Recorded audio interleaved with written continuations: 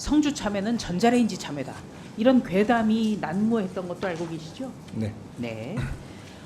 그럼 과학적 검증을 통해서 괴담은 근거가 없다는 사실이 밝혀졌다는 점에서 의미가 있는 것이죠? 네. 네. 그런데 아직도 이런 그 과학적 검증을 부정하는 분들이 많더군요. 네. 이게 문제가 심각하죠. 오히려 이런 게 과학을 믿지 않는 것. 그렇죠? 네, 말씀해 주시죠. 네. 자, 지난 문재인 정부에서는 무려 5년간이나 환경 영향 평가가 진척이 없었습니다. 그런데 윤석열 정부 출범하고 착수 10개월 만에 협의와 평가 결과 공개가 가능했거든요. 그 이유가 뭐라고 생각하십니까? 그러니까 문재인 정부에서는 5년 동안 불가능했어요. 근데 윤석열 정부에서는 시작 10달 만에 협의와 평가 결과 공개가 가능했어요. 이유가 뭐라고 생각하십니까? 그래서 그거는 뭐 저희들이 감사로 접근해서 확인한 사항이 아니기 때문에 제가 뭐라고 여기서 일률적으로 말씀드리기 어려울 것 같습니다. 그러니까 쉽게 말해서 문재인 정부 때 일부러 안 하는 것 아니냐 이런 의구심이 든다는 거죠. 동의하시죠? 네. 네. 문재인 정부 시절인 2018년 3월부터 2022년 4월까지 총 25차례의 사드 전자파 검사가 실시됐는데 이 검사 결과는 대중에게 공개가 되지 않았습니다. 공문이 오면 주민이나 사드 반대 단체 등을 찾아가서 측정치를 보여주면서 설명하는 등 일부 주민에게만 열람하는 형식을 취했습니다. 다시 말해서 전자파 측정을 통해서 인체에 무해하다는 사실을 알면서도 공개하지 않은 것, 감춘 것 이렇게 볼 수 있다는 것이죠. 동의하시죠? 그거는 뭐 확인을 해봐야 정확한 답변을 드릴 수 있을 것 같습니다. 그렇지만 의아하시죠. 그렇죠? 네, 예. 네, 납득이 되지 않는다는 겁니다. 환경영향평가법에 따르면 기지조성사업자인 국방부가 환경영향평가협의회를 구성한 뒤에 환경부와 평가 항목 등에 대한 협의를 시작해야 하는데요. 문재인 정부 5년간 국방부로부터 사드 관련 환경영향평가 협의 요청이 없었다는 겁니다. 이 내용도 알고 계시죠? 네, 보도를 통해서 알고 있습니다. 그러니까 보도 내용이 맞는 거죠. 그렇죠? 뭐 사실관계 여부는 제가 여기서 확답을 드리기는 어려울 것 같습니다. 네. 환경영향평가법을 다시 한번 말씀드리면요. 기지조성사업자인 국방부가 환경영향평가협의회를 구성하면 환경부와 평가 항목 등에 대한 협의를 시작해야 됩니다. 그런데 문재인 정부 5년 동안은 이 협의 요청 자체가 없었다는 겁니다. 이게 심각한 거예요. 그러니까 과학적 검증을 하려고도 하지 않았고 그 결과를 공개하지도 않았고 뭔가 석연치 않은 게 계속 이루어졌다는 것이죠. 다시 말해서 문재인 정부에서는 환경영향평가를 의도적으로 지연시키고 전자파 검사 결과를 의도적으로 은폐시켰다. 이렇게 볼 수 있다는 겁니다. 여기에 대해서도 동의하시죠? 뭐 말씀해 주십시오. 네. 네. 자, 법에 따라서 당연히 실시됐어야 했을 환경영향평가가 5년 동안 실시되지 않았고 자연히 그에 따른 결과가 발표되지 않았다면 당시 국방부 장관, 환경부 장관의 고의적인 직무유기가 아닌가 이렇게 생각할 수 있거든요. 여기 대해서는 어떻게 평가하십니까? 뭐 지금 보도를 통해서 지금 그런 내용들이 의구심이 지금 제기되고 있다는 정도는 파악을 하고 있고요. 저희들이 뭐 구체적으로 거기서 아직 조사한 바가 없기 때문에 뭐라고 지금 단정적으로 말씀드리기 좀 어려울 것 같습니다. 자, 이 5년 동안 해당 국방부 장관은 송영무, 정경두, 서욱 세 분이고요.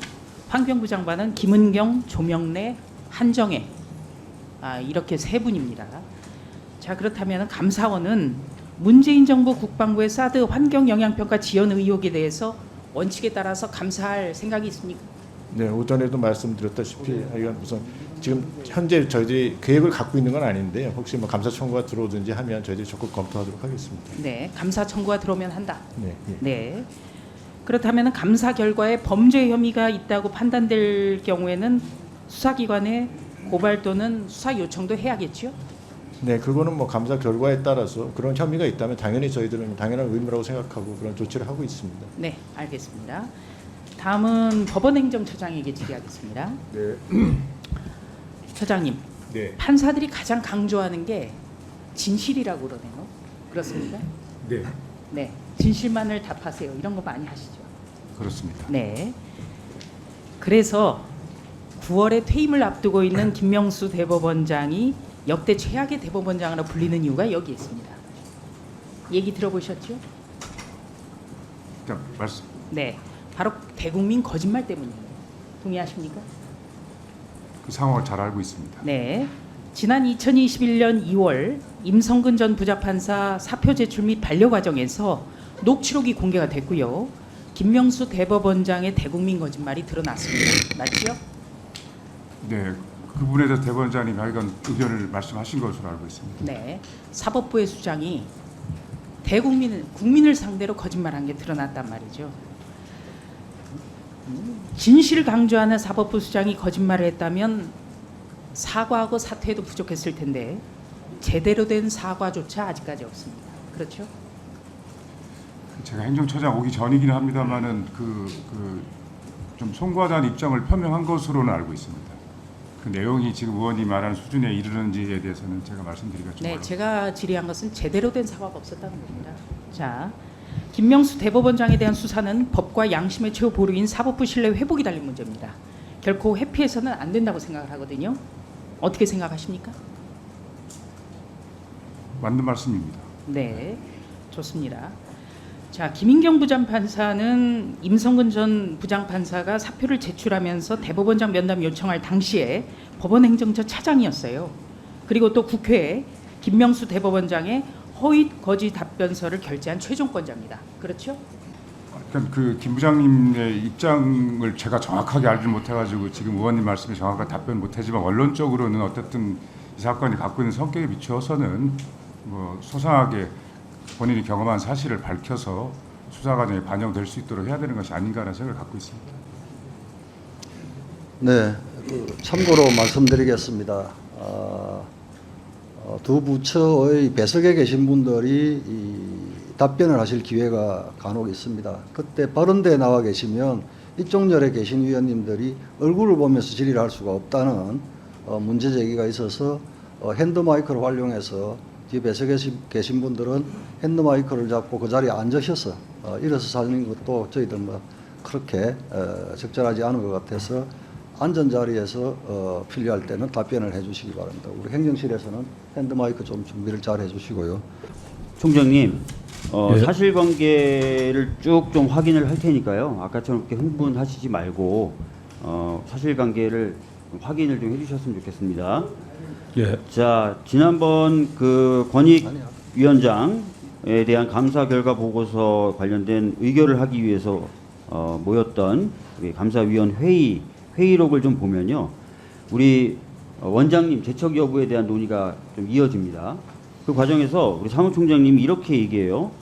권익위에서 이미 판단을 했는데 뭘 여기에서 논의를 합니까? 이렇게 얘기를 하시고, 자, 또 그 조문석 위원의 발언에 대해서 그것은 궤변이고요, 여기에 안건을 배포했잖아요. 권익위 판단이 있었는데 무슨 소리예요? 이렇게 얘기를 합니다.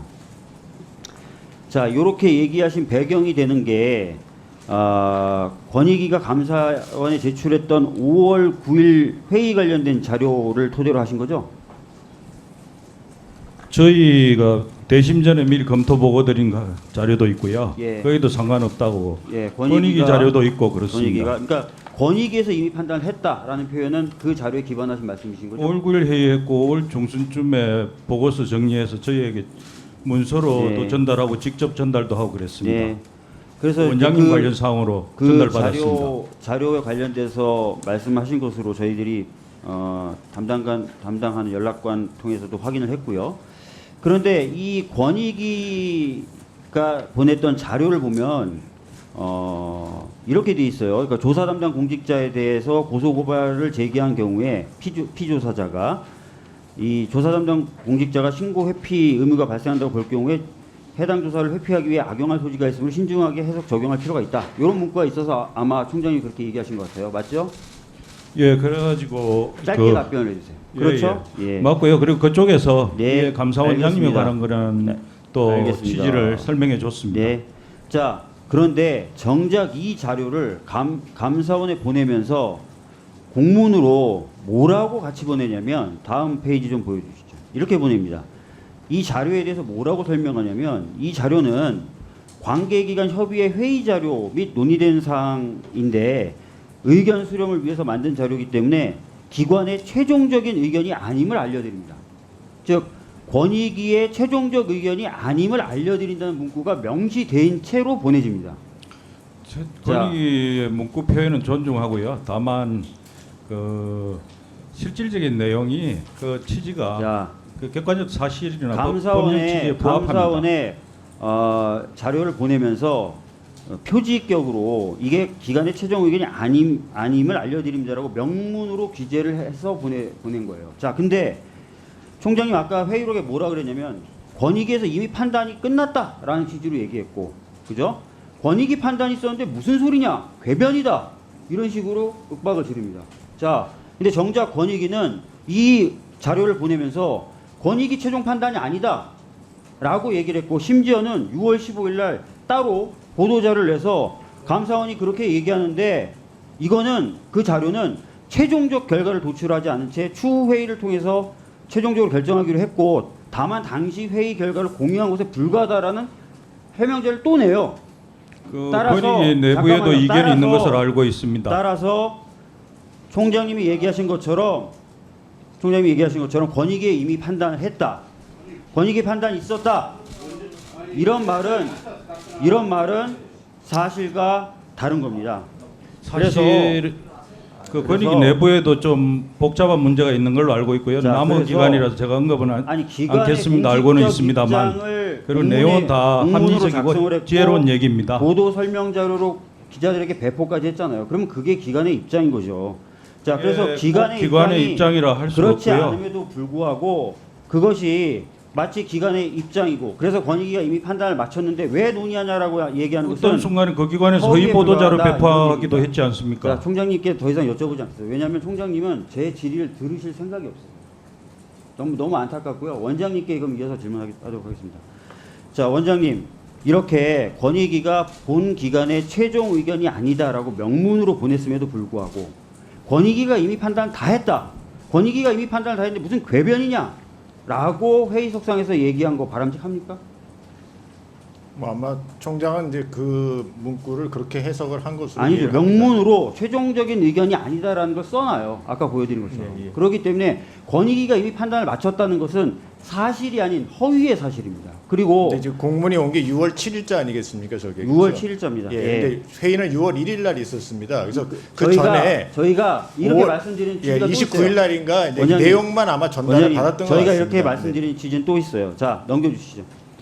6월 15일 날 그러니까 네, 6월 7일 날 공문을 받은 8일 뒤에, 그죠? 감사원이 보도자를 냅니다.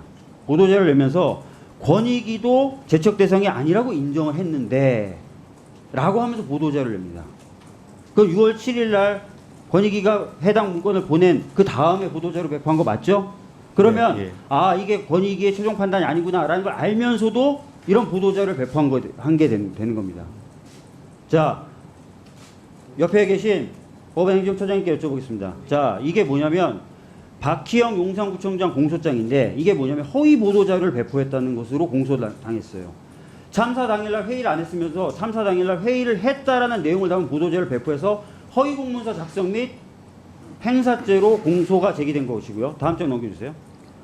대법원은 이미 국정원 댓글 개입 사건에서 국정원 댓글 개입한 것이 분명함에도 불구하고 국정원 직원이 댓글 개입한 바 없다라는 보도자를 배포한 것을 허위 공문서 작성 및 배포 혐의로 기소가 됐고 대법원에서 유죄 확정 판결을 내렸습니다. 자, 이렇게 사실이 아닌 것이 명백한 경우, 즉 6월 7일 날 이미 공문으로 권익위가 그 내용은 권익위의 최종 의견이 아니다라는 것을 명문으로 보냈음에도 불구하고 다시 6월 15일 날 감사원이 권익위가 이미 판단을 마쳤음에도 불구하고 라는 내용을 담고 보도자를 배포한 것, 이거 허위 공문서 작성 및 배포 행위에 해당되지 않을까요?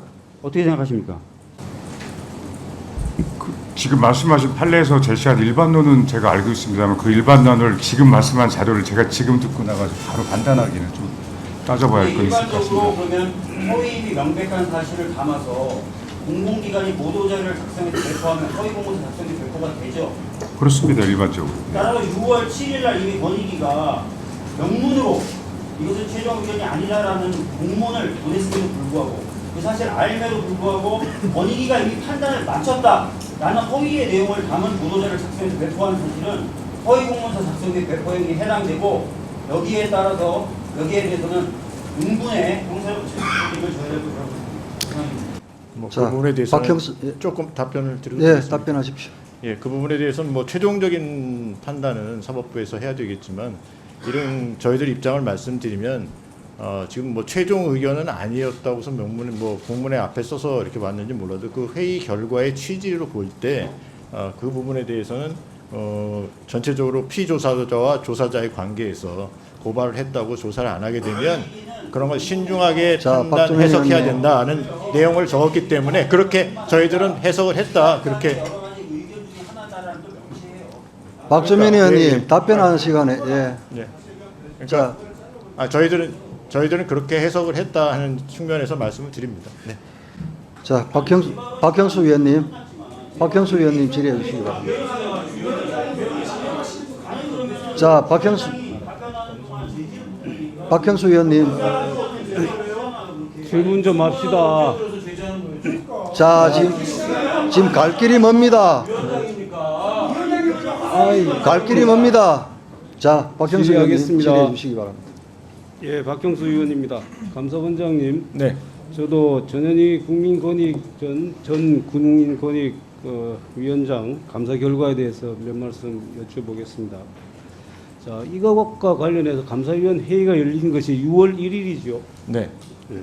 6월 1일 감사위원 7명 전원이 참석을 해서 감사위원회 내용 일부 수정해서 공개하기로 의결했죠. 네.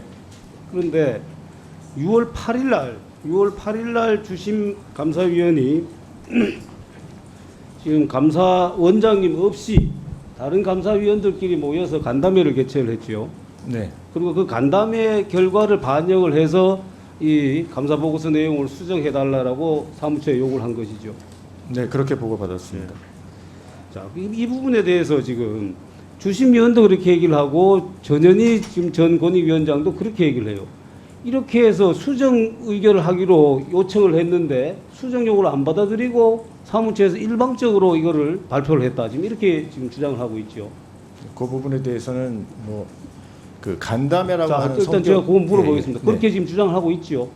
예, 예. 지금 그렇게- 그런 상황이에요. 예, 예, 듣고 있습니다. 자, 일단 그래서 제가 간단하게 여쭤볼 것이 이 간담회라는 것이 수정 요구를 할 수 있는 권한이 있는 그런 회의입니까?